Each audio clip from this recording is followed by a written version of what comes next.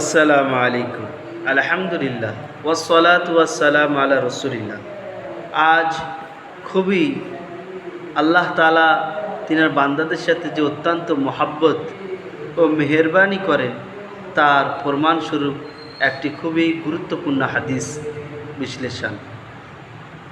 এটি মুসনাদে আহমদের 1404 নম্বর হাদিস।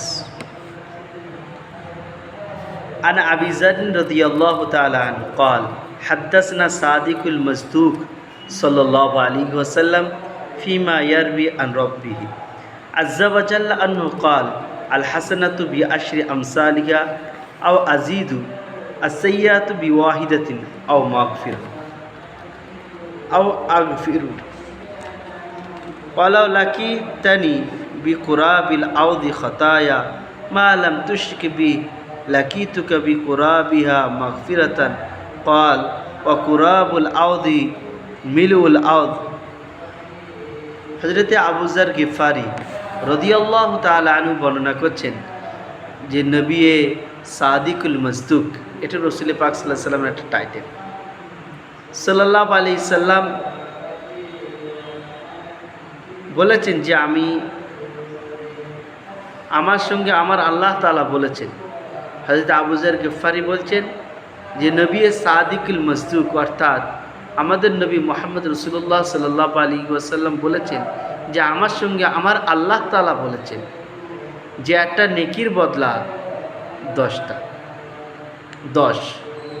আপনি একটা নেকির কাজ করবেন, আল্লাহ তাআলা 10টা নেকি দেবেন।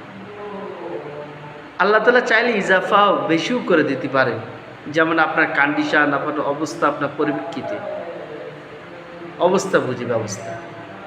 আল্লাহ তাআলা একের বদলে আল্লাহ তাআলা রুলস একটা নেকির বদলে 10টা নেকি দেন। ওইটা আল্লাহ তাআলা বাড়াতেও পারেন।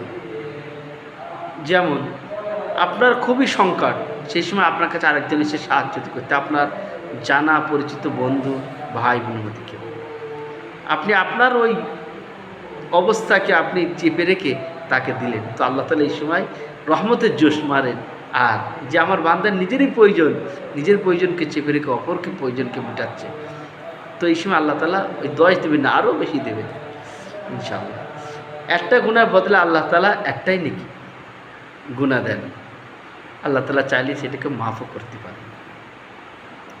আল্লাহ তাআলা বলছেন, হে আদমের সন্তানেরা, তোমরা জমিন ভরে গুনাহ নিয়ে আমার সাথে দেখা করো যদি, আর যদি শিরিক না করো তাহলে আমি তোমাদের সঙ্গে জমিন ভরে মাগফিরাত নিয়ে তোমাদের সঙ্গে দেখা করব।